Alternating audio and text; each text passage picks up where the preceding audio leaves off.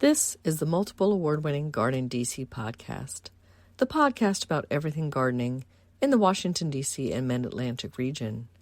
I'm your host, Kathy Jentz. I'm the editor of Washington Gardener magazine. Our content is aimed at gardening enthusiasts, people who grow everything, from edibles to ornamentals, natives to exotics. If it grows in our area, that's what we talk about. Welcome to episode 233 of the GardenDC podcast. In this episode, we talk with Peggy Ann Montgomery with the Garden Media Group all about the ranunculus family. The plant profile is on fleabane, and we share what's going on in the garden, as well as some upcoming local gardening events in the What's New segment. We close out with the last word on the robin's reign of spring from Christy Page of Green Prints.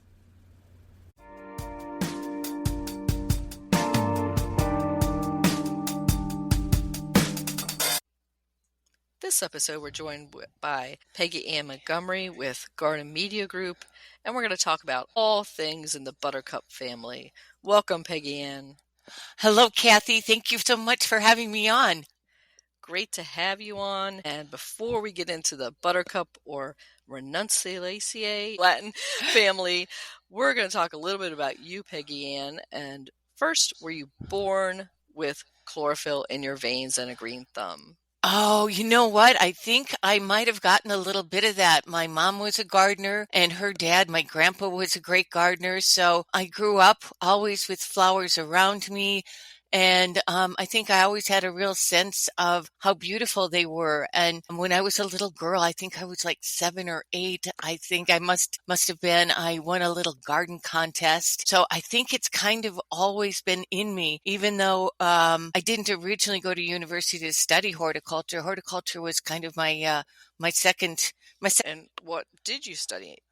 I studied early childhood development and nutrition because a million years ago when I was in college, information about children and children's behavior and sugar and caffeine and food coloring was just coming out. And I was really very interested in that and children in general. And so what brought you to horticulture as a profession?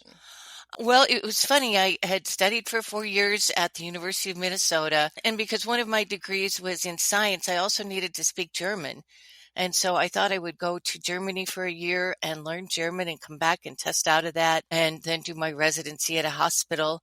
So I did. I went to Germany for a year. I lived just outside of Frankfurt as an au pair. And then I met some other people from Holland and I went up to the Netherlands and voila, there I was. Not everything, all of my credits and everything didn't transfer. And because they needed horticulturists in the Netherlands, they were kind enough to be able to pay for my school and give me a stipend to live on. And I was able to embark on this sort of second love and second career. Awesome.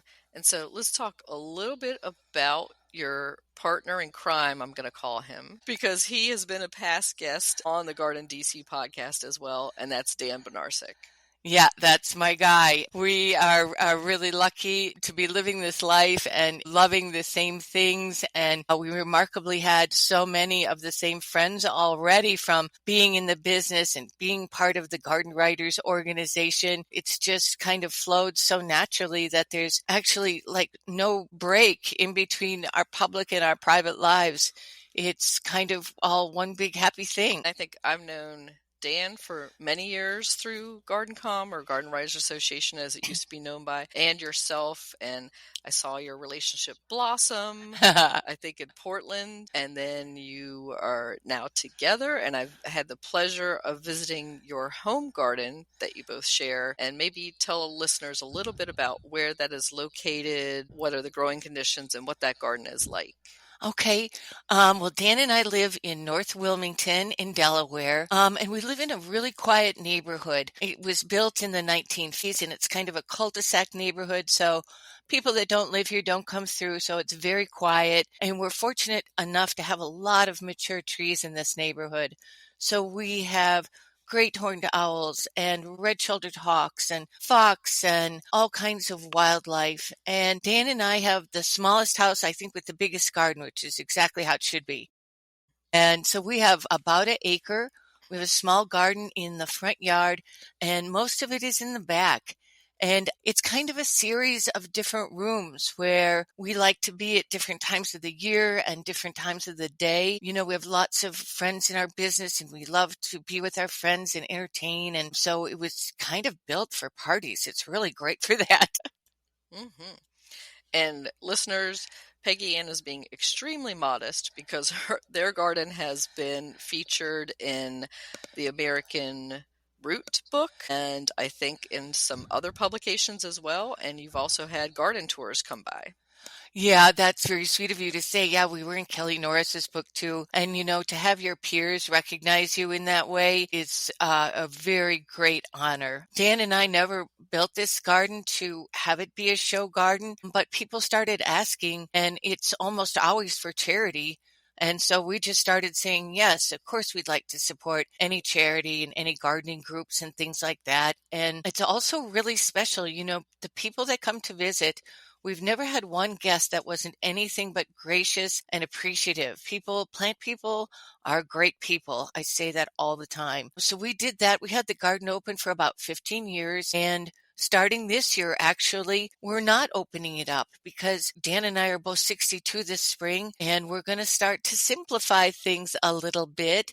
And we've heard other people do things on the weekends besides gardening. We don't know, but we want to try it out. And so we're kind of looking at the next stage in our life and sort of simplifying some of the things, sharing our precious plants with young horticulturists, and getting ready for maybe a little more travel and a little bit more of our other hobbies. Yeah, I think that's wise to plan that next stage because a lot of gardeners don't look ahead and look at downsizing or how they're going to transition that garden. But I think that's great that you and Dan have a plan in place. We do. And, you know, Kathy, I want to talk about your book, Ground Covers. Ground Covers, you know, saves us so much time. I love ground covers. I like having a big splash of one kind of plant. If you take care of your areas at first so you don't get any perennial weeds in there, they save so much time. It's incredible. Mm-hmm. Yeah, and I think your garden is one of many layers and tones and textures of green. And I love to see that, and that you're using the ground covers, of course, as a green mulch, so you're not having to do all that maintenance. Yeah, absolutely. Ground covers are the way to go, people. Get that book. Thanks for the plug, Peggy Ann.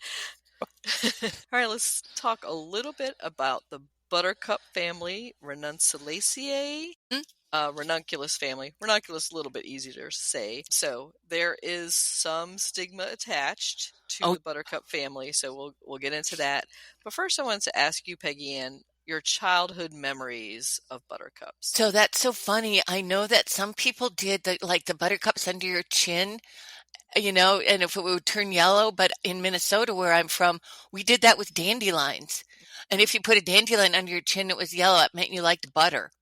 I don't know why, but I do have a great memory of these with my stepchildren. I am fortunate enough to have 4 Dutch stepchildren, and now Dan and I have 8 grandchildren, all in the Netherlands. And when my kids were little, we would collect those, the awful ones, the lesser celandine, and we would press them because at Easter time, they often make Easter trees. You bring in a bunch of beautiful branches, and then we'd blow eggs and then decorate them. So we often use those to decorate the eggs that were on our Easter tree. Yeah, so I'm from German background, and we had the same Easter tree and Yep. blowing out the eggs, and we did some natural dyeing, but I never used the lesser celandine. That's interesting, but buttercups are full of that, yellow dye in them, so that makes sense. Yeah, and they're one of the few things that are blooming really profusely that early, when Easter falls early. So that's another reason. The kids always, love doing crafts and stuff, and we did a million things like that. Their father was also a horticulturist, so our 4 kids had horticulture. They grew up in the middle of it. Mm-hmm. I can imagine. Yeah, I did the buttercup under the chin thing that revealed whether you like butter, and I'm like, first of all, everybody likes butter. Yes. Hello, yes. And I'm like, when is the yellow not going to show? And how is this a prognostication of anything? But anyways, I guess a fun thing for little kids to do and play with those flowers. And probably as a way to, get them to be busy outside. Yeah. The other thing I remember doing with wild buttercups, the tall little thin single ones that you find outside is to make kind of like a daisy chain.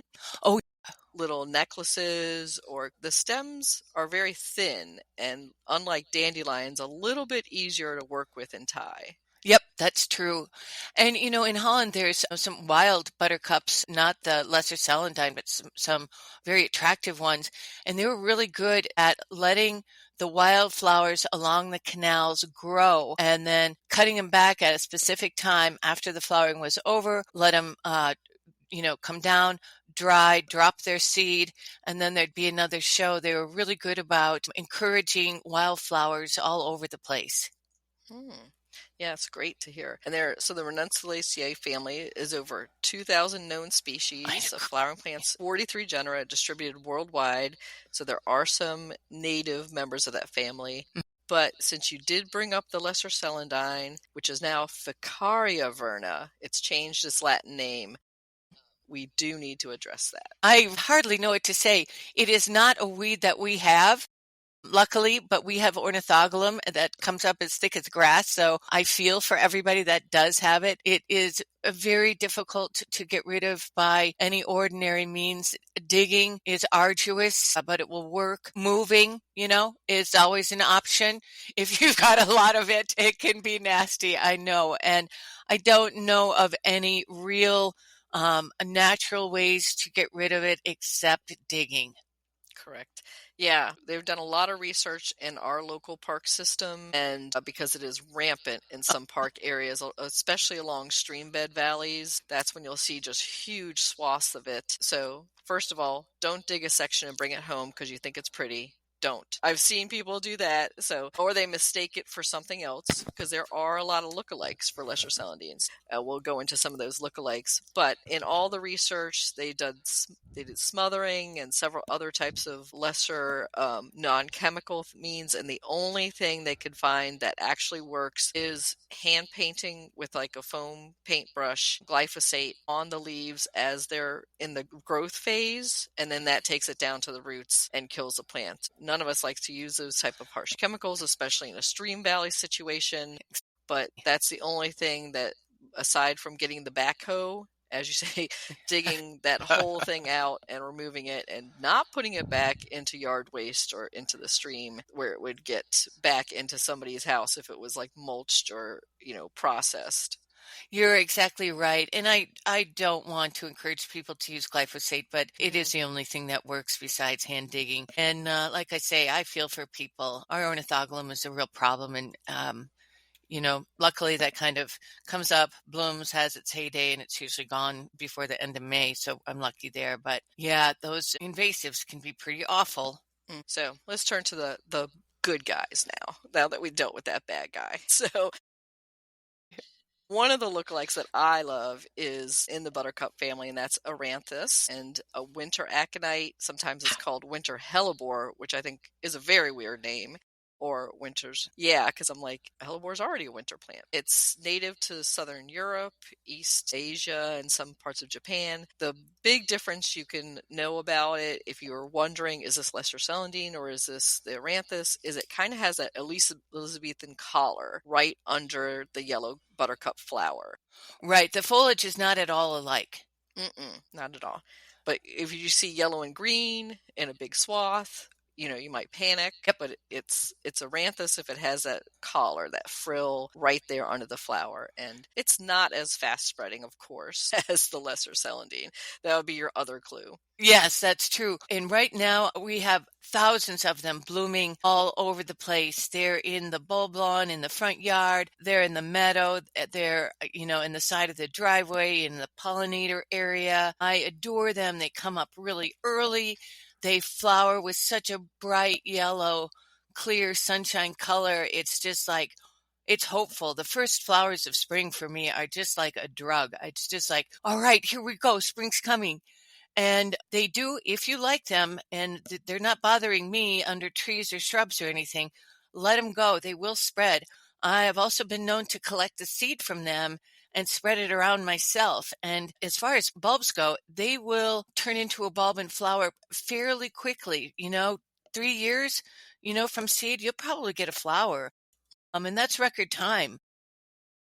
but boy, I wouldn't live without them. And we have a few of the orange ones now. You have to kind of look at them next to each other to see the real difference, but nevertheless, they are kind of orange. So we have those back in the gravel garden by themselves. So there's not any, intermingling going on. So we love our winter aconites.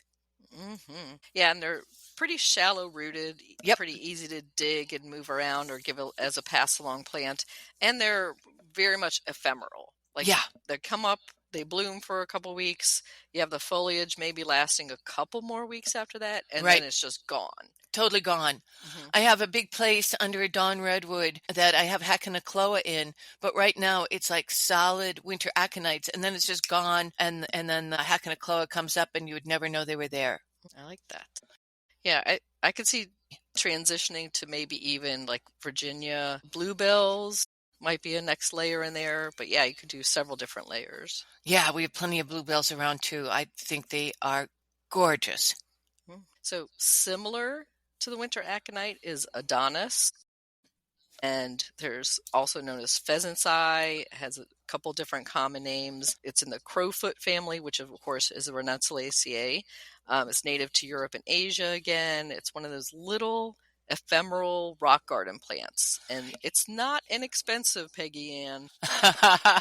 I'm well aware of that. We have 3. I practically know them by name. Yeah, they are. They're not inexpensive. It's a collector's plant. Like I said, we have 3 of them. We love them and cherish them. They're growing like right outside of our back door, up tight to some great big stones. There is this line of rock that goes through our neighborhood in this north part of Wilmington. So we have really large rocks and boulders throughout the garden. So I've got them tucked up against there. We baby them to death. We talk to them, we water them, we look at them. But you can go to a lot of places like Winterthur, like one of my favorite gardens. If you go to Winterthur now, you'll see them in bloom all over the place. They are a very special little thing. Dan and I volunteered for many, many years for the Delaware Center for Horticulture's Rare Plant Auction, and I believe that's where we got a hold of them. Nice. I can see it being a part of the Rare Plant Auction. I got mine at the Galanthus Gala last year. They had some Amur Adonis, a few precious pots by one seller, and it was in bloom at that point during the Galanthus Gala, and I was like, ooh, grab that while I can. But yeah, they are definitely on the rarer side. They are. And, if we ever leave here, those are the precious pieces that we'll be giving away to help someone else start their collections. Mm. So other members of the Buttercup family include Delphiniums, Phylacterum, Clematis, and Aconitum. And another bulb that kind of looks similar, and you can kind of see it, is Anemone. Yes. And it's so funny because I love all of these plants and I grow all of them. I think anemones in any form, whether it's decane or, it's blend of blue shades or it's the perennial, there's something about anemones to me that are absolutely precious. So I grow as many as I can in every different form. They're just, to me, are just, just so beautiful. That's all I can say about them. Yeah, they look like poppies, but they have that fernier foliage. I feel like they're a little more friendly. Yeah, in the garden. So common name windflower, if any listeners are wondering. So we're talking about the Anemone blanda, not Japanese anemone. Right. And windflower, the white flowers are just, they're so delicate, Kathy. Maybe that's it. It's just like, how can you be coming up and thriving and it's still cold and nasty and the grass hasn't even gotten green yet?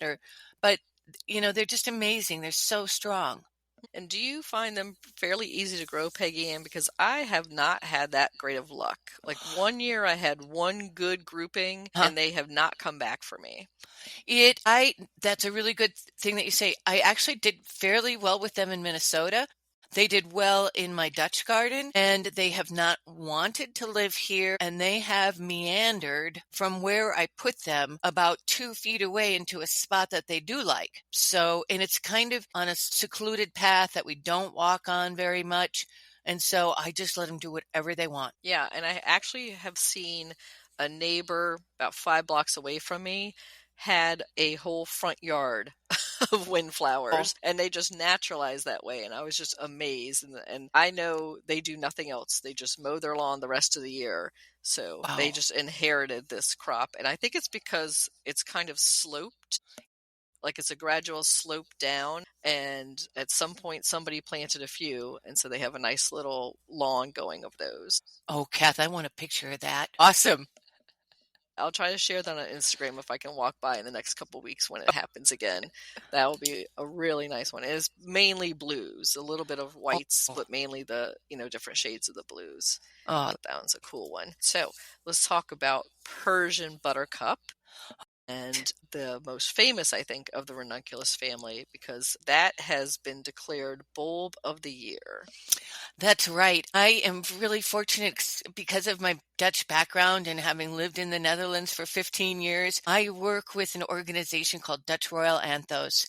And it's like, think of it like it's a big trade organization, and they represent all of the bulb growers and exporters and plant growers and exporters. And so I get to represent them in the US and Canada. My mandate, it's really not even deriving direct sales. We don't sell anything at our website. My mandate is to educate and inspire.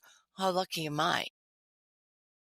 Wow. Yeah, that's a great job to have, and it's kind of full circle for you. Super full circle. My kids think mom's batting for the home team, so that's super cool. It's nice to be able to speak Dutch. It's nice that they don't have to translate work for me. It's super fun. And last year we received a grant from the European Union that we're very grateful for. So that is also helping us work with more people and try to get people interested in bulbs again. I kind of feel like it's somehow like maybe skipped a generation or something. Like, I know that my mom, that we were certainly growing a lot of bulbs growing up, but a lot of these plants, like begonias and gladiolus and stuff, are having a resurgence, which I'm just loving. So that's really fun. And then every year that company, their kind of marketing arm, iBulb, they come up with a bulb of the year. And it's just to kind of, focus a little extra attention on one thing. And this year they chose the ranunculus. And I think it's a good choice because ranunculus are just like the stars of Instagram and high-end design and wedding flowers. And I also work with lily growers here. So I work, indirectly with a lot of flower farmers who all grow ranunculus because it is such a must-have flower. Mm-hmm. I think it's, similar in shape and look to a rose or a peony. So everybody loves that. It doesn't have thorns, good vase life. And I know that cut flower farmers, it's something they can do in the cool season, especially. Exactly. That can be tough to have a cool season crop. My best friend in Minnesota, at Blue Sky Farm, it's still cold there. But she's already planted her ranunculus. And what they do, and folks can do this at home too, is first soak them for a little while. The little corms are funny. They look like little tiny octopus. Mm-hmm. And throw them in some water for a couple of hours. Nothing crazy, not overnight, but just get them wet like that again. And then what you can do is you can plant them indoors to give yourself a head start. Even if you have a cold greenhouse or something like that, it's called sprouting.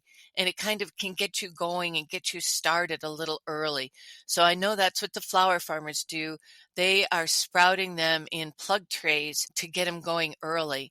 And, like you said, there's such a full flower and their stems are hollow. And you wouldn't think that they would be strong, but they do make outstanding cut flowers. And even when I buy them already cut, they last for more than a week, almost 2 at my house. And they have some nice, long, sturdy stems with those big, full flowers. And even in bud, they're pretty. But yeah, I appreciate that advice for getting them started, because I think many of us who might buy them along with all those other fall bulbs on display, you go to your local garden center and you grab a bag of them, and then you plant them, and then they don't come up. But I think it needs better instructions on the bag, so you can hold them. And that's another thing that we're working is trying to give correct information out to people through our website, flowerbulb.eu or whatever. It's this is important, as you well know, Kat. There's a lot of incorrect information out there, and I want to tell people the truth because I want them to be successful and I want another gardener on our team. We're only going to do that if we are honest with people. And, I don't want folks to get disappointed doing something, then they're not likely to try again. Mm-hmm. And there's some great things about the fact that they are things you can store around the 50-degree mark, like having them in your vegetable crisper drawer maybe, and then force them when you want to. So it's not like if you forgot that bag of daffodils, which I'd still encourage you, even now, listeners, if you have a bag of daffodils sitting in your shed that you forgot to do last fall, still stick them in the ground now. I know, it's crazy, but it works. Yeah, it's funny. So I think, these ranunculus are really only hardy in like zones 8 to 10. So for most of us, I would tell people to use them as annuals. And I'm really advocating now, there's a lot of summer bulbs that can be difficult to overwinter. Ranunculus is one. We can talk about caladium and dahlias and all kinds of other things. And if that's going to keep you, if overwintering is going to keep you from growing them, plant them as annuals, please. The price point isn't really different than an annual. If you pay $30 for a hanging basket, you're going to compost at the end of the year. Get yourself some bulbs. Have some fun. Don't worry about overwintering. Just enjoy them. Mm-hmm. Yeah, I agree. Treat them as an annual. If you do have an opportunity to save them and get them over, but if you just don't have the storage space, the bandwidth in your life, treat them as annual. And you could buy already started, potted up ranunculus. And I do. I am not opposed to cheating, and they are so pretty this time of year. I'm helpless against them. Of course I'm going to buy them. Because they're the bulb of the year this year, I bought some. They'll be coming any day now, and I'm going to put them in pots outside and let them do their thing and just see how that works and see how long it takes. They say about 90 days to bloom, but I just want to test it out. And isn't that what gardening's about, is testing things out? Yeah, I love that experimentation and seeing how many might multiply if you do try to winter it over. If you do try to, do that yourself, you can always experiment and see what works best for you.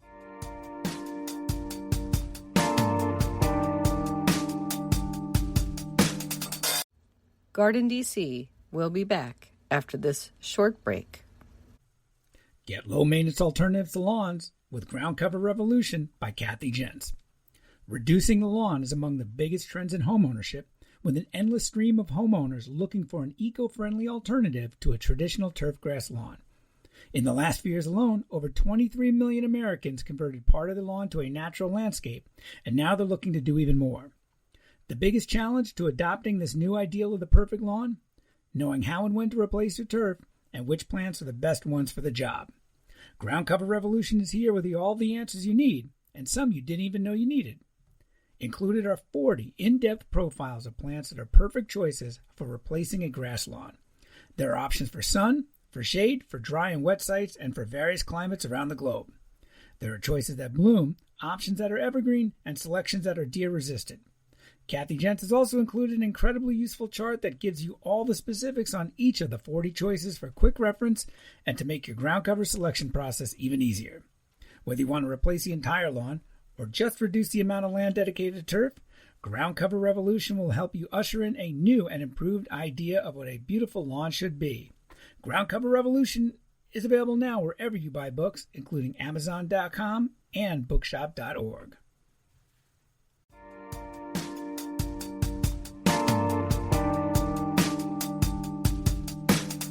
I want to go back to that point you had, Peggy, in about bulbs' popularity in general for bulb gardening. And to me, as when I was a beginning gardener, I was in love with bulbs just because of the whole set it and forget it. You plant once, done.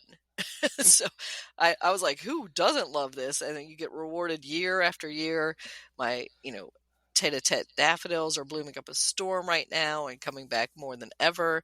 So I don't get the disconnect that you were talking about, but somebody did explain to me that people just want instant gratification. They want to be able to take it home and then it's there blooming the next week. That's absolutely right. And I get that. That's really kind of part of our society. Folks here in this country really do like instant gratification, and you don't get that with bulbs. You don't. You're going to plant them and you're going to wait several months, for them to bloom. So I understand that. And I also think that there's also been like some miscommunication about tulips, because not all tulips are perennial. So if folks plant tulips and first year it's great, second year not so much, third year maybe not any, they think to themselves, well, this wasn't such a great deal. These, are supposed to be perennial and come back forever and ever. Well, we haven't taught people about the different kinds of tulips and the ones that really are perennial and the ones that aren't. And again, I still plant the ones that are not perennial because I may want to change the look or the color of my spring displays from year to year. It's not that expensive. Or, take those annual ones, put them in your vegetable garden because there's nothing in it in the winter, and have a cut flower garden in the spring. Absolutely. Yeah, I would think of them as instant color. You're making your own cutting garden from those, and then you're just going to harvest them and put the bulbs in your compost pile maybe. Yep. And that works fine. And, that's what they have to do a lot of times at big public gardens too. And I know people think it's, kind of a waste, but it's not any more of a waste than using any of the annuals that they use either. So it doesn't make me feel bad. And if it's going to make, people feel better, just using them as annuals and not having the stress or the worries about trying to keep them over, or if you live in an apartment and you don't have that much space, gardening's supposed to be fun, right? Just fun. So we got to stop doing everything that makes it hard. And like we said, you can buy pre-sprouted forced bulbs of all varieties. So, at your local grocery store, of course, you'll see the Dutch hyacinths and daffodils, usually always for St. Patrick's Day. They'll have pots of both available. And then they'll have mixed pots of tulips. Of course, in your local garden center, we'll have a larger range of those forced bulbs. So if you forgot to plant bulbs last year, or you just didn't even think about it, or you want that instant gratification and just plop these in a big container on your porch, you can do that. Yeah, they're so pretty. And I would tell you, when you're buying them, look for them with the buds that are still tight, so they're going to have more time to bloom at your house. And I would also say, they're great gifts for Easter and spring, or, like grandma and grandpa that maybe do not get out and garden as much as they used to. They would be so appreciative if you put a few of those in a pot for them and brought it for their front steps. So true. I mean, I'm not grandma and grandpa, and I would love that. I would love that as a gift, Peggy. And I would say I would too. I always think when people are like, what can I get this person? I'm like, are they a gardener? They want plants. It doesn't matter. Just get them plants. And it's like Mother's Day, like, what does Mom want? Well, I'll tell you what, I don't need another sweater. I don't need anything at all. But, all your mom wants to do is spend time with you. So if you could spend some time with your mom and, plant some gorgeous lilies or something that are going to come back for her every year, you get a present that lasts forever, and Mom gets to be with you. Oh, I love that. So back to the Buttercup family for a little bit. And we need to talk about, there are native perennial buttercups for the U.S., and those are the wild columbines. Yes. One of my very favorite plants, Aquilegia canadensis, is a gorgeous, gorgeous plant. It is a kind of a deep orange on the outside. It's golden on the inside. This is, of course, a native plant. I certainly remember it in Minnesota growing up. And there's a few plants in my yard that have absolute free reign, and wild columbine is one of them. It can grow wherever it comes up, anywhere, anytime it wants to.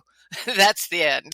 Yeah, it does self-seed around a bit and always surprises you, but it does have such narrow foliage, kind of, ferny type foliage that you don't mind. And it's easy to pick up and move, I find. Absolutely. Actually, mine are just popping up and the foliage is a real purple color. They're beautiful. So the ferny foliage is going to be kind of at the base of the plant. It's going to send up some long, thin stems with the flowers on them. So it's what I would call like a see-through plant. It doesn't really matter where it is in the border. You're going to be able to see everything else through it and around it. And like Cass says, they're easy because they do seed all over the place. And I do it myself. I collect that seed and I spread them all around.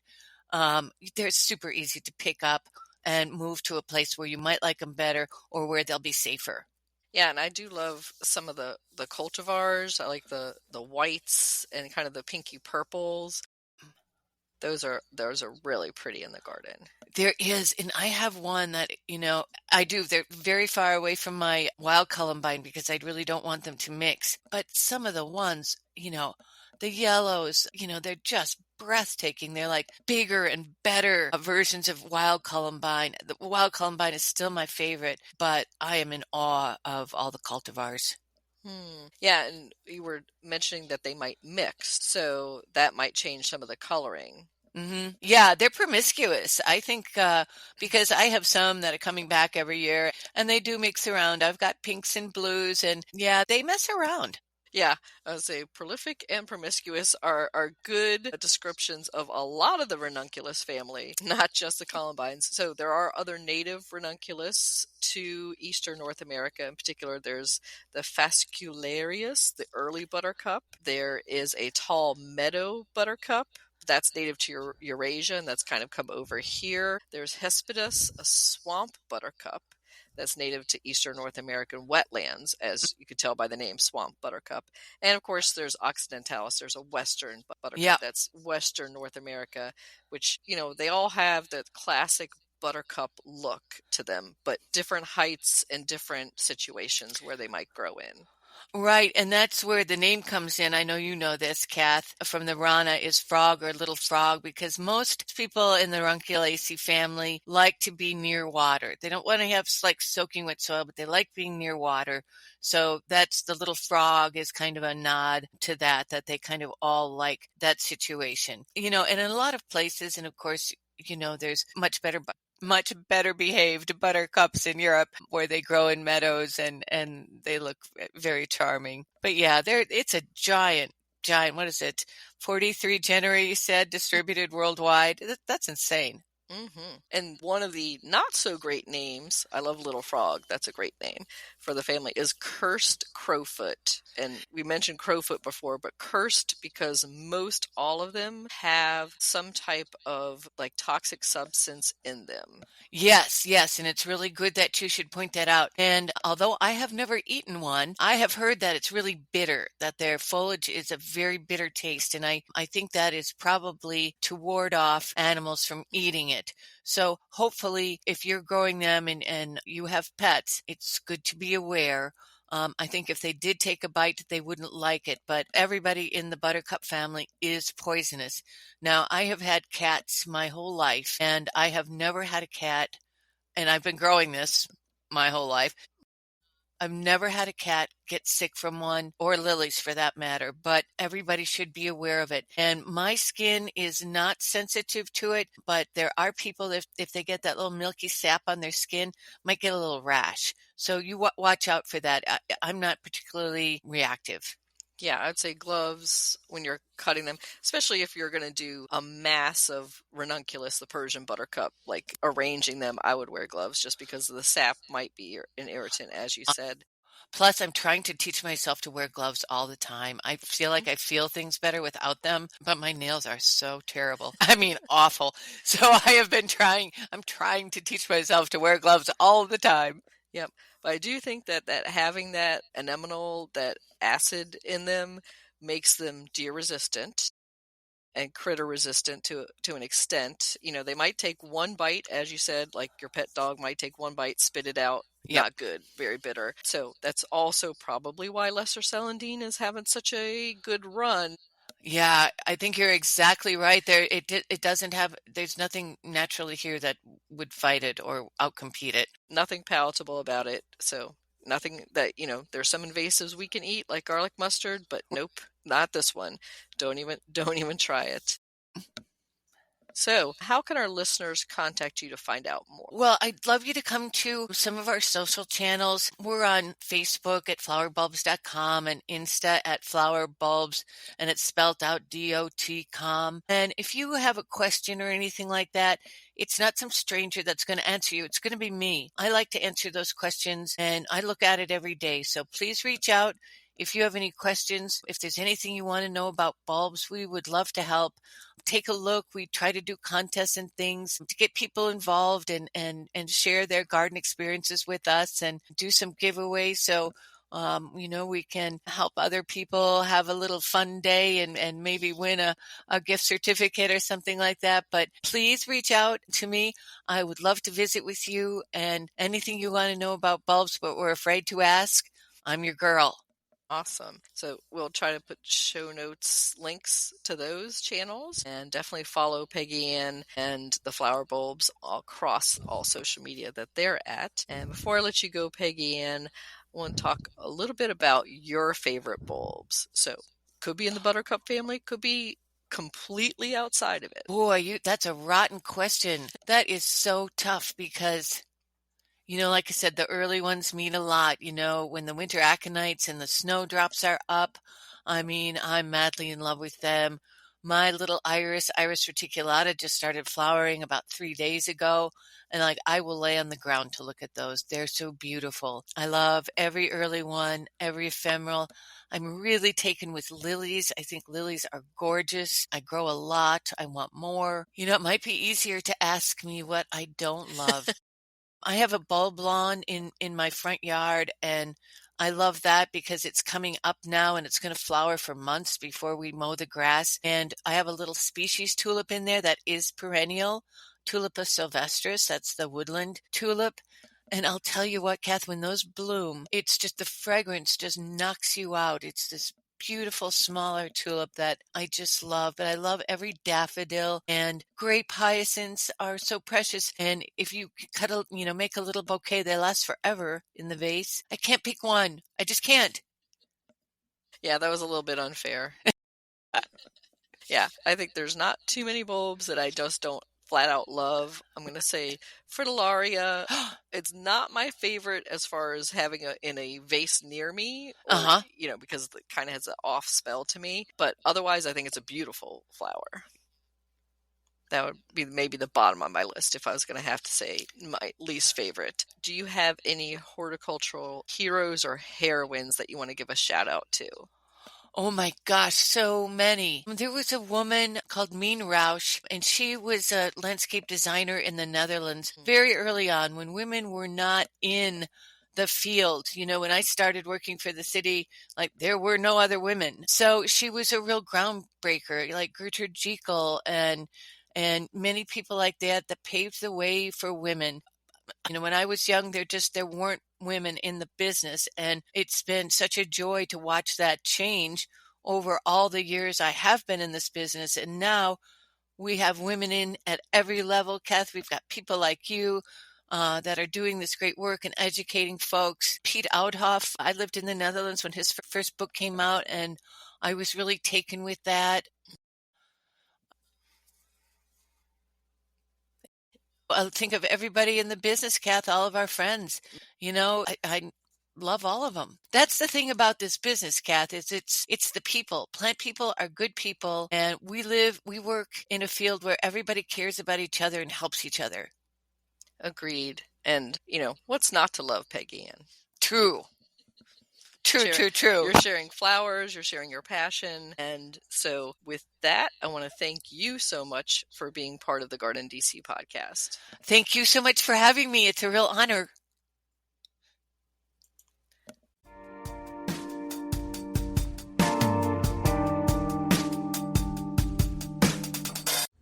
GardenDC will be back after this short break. In the book The Urban Garden by Kathy Jentz and Terry Spate, you'll find dozens of inspiring and creative ways to grow flowers, shrubs, vegetables, herbs, and other plants in small spaces and with a limited budget. Whether you want to grow on a balcony, rooftop, front stoop, or a tiny urban patio, turn your growing dreams into reality and build a gorgeous and unique garden that showcases your personal style while still being functional and productive. With the ingenious ideas and resourceful tactics found here, you'll be maximizing yields and beauty from every square inch of your space.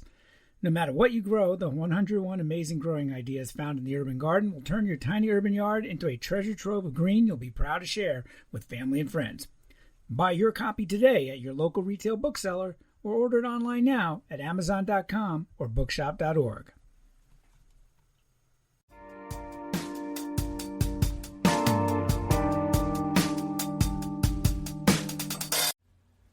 Fleabane plant profile. Fleabane, Erigeron species, are a daisy-like wildflower that pop up in disturbed areas along roadsides and construction sites. They are considered a pioneer species and can act like an annual or biennial. The common name fleabane comes from the belief that dried flower clusters of this plant could rid your home of fleas. Erigeron annuus, formerly Aster annuus, is known as the annual fleabane, daisy fleabane, or eastern daisy fleabane. It's native to North America and Central America. It blooms from June to October and grows to about 3 feet tall. Eastern daisy fleabane is hardy to USDA zones 2 to 9. It grows well in full to part sun sites, and it's tolerant of a wide range of soil conditions. Erigeron acris, previously known as Erigeron philadelphicus, is commonly known as Philadelphia fleabane, bitter fleabane, and blue fleabane. Philadelphia fleabane is native to most of the United States and blooms from April to June.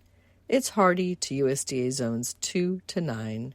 It grows well in full to part sun sites and is also tolerant of a wide range of soil conditions.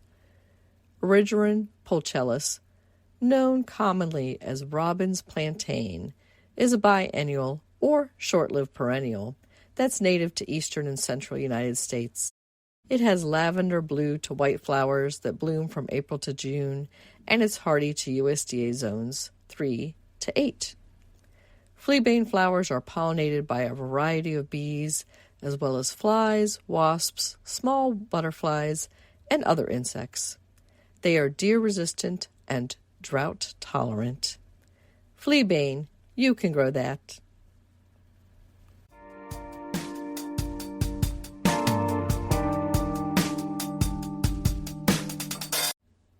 What's new in the garden this week? Well, over at the community garden plot, we started our cool season edible seeds. And back in my home garden, my Dutch hyacinths are blooming, as well as my little girl magnolia, and the forsythia, and the flowering almond is setting bud and soon to open as well. In the garden tips that we shared this week, our tips covered preventing damping off problems with your indoor seedling trays. You can try sprinkling cinnamon or powdered charcoal on the soil surface as natural fungicides. You can also try to use a small fan set on low for a few hours a day, blowing across your indoor seed starting trays. The gentle breeze will help reduce damping off and will cause the seedlings to develop sturdier stems. In local gardening events coming up in the Washington, D.C. area, on Saturday, March 29th, is Plot Against Hunger's Spring Garden Kickoff. This is held at Marymount University's Ballston campus off Glebe Road in Arlington, Virginia. This year's theme is Thinking Globally and Acting Locally, Growing Food for Our Community. The kickoff starts at 10 a.m., and you can attend that for free, but registration is required at the arlingtonurbanag.org website.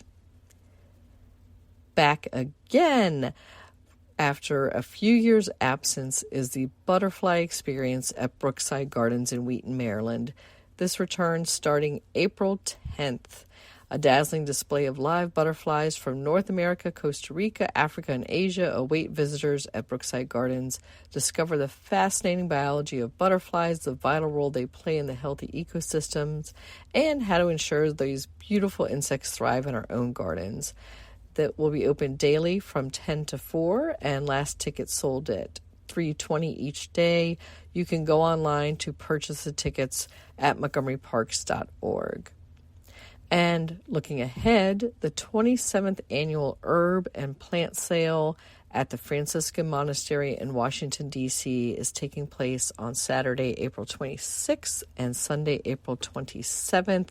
Vendors will start setting up at 8 a.m. and the hours each day are Saturday 9 to 6, Sunday 9 to 3. And that is free and open to all to attend. Bring some cash to buy those wonderful herbs and plants. And this is at the Franciscan Monastery in the Brookland neighborhood off of Quincy Street in Washington, D.C. Happy gardening!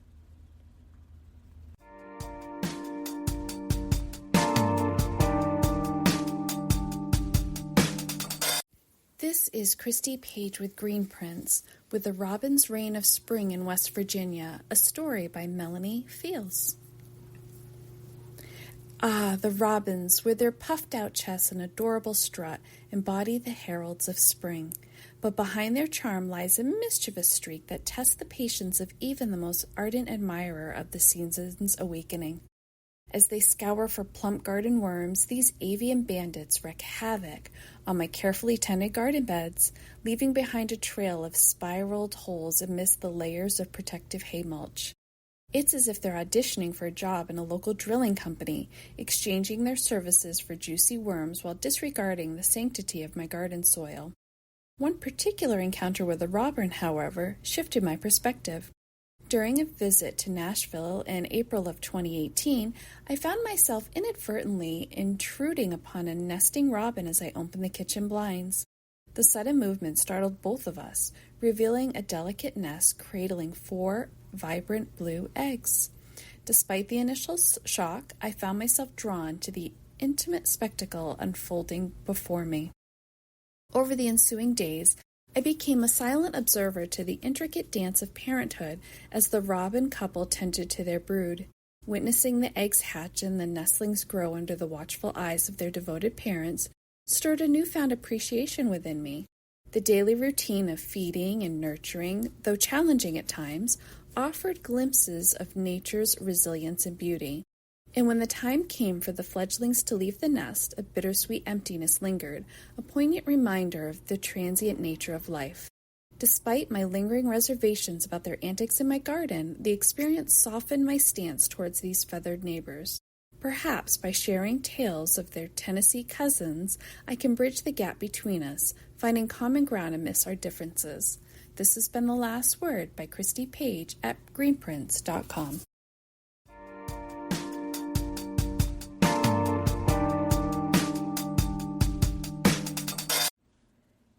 Thank you for listening to GardenDC.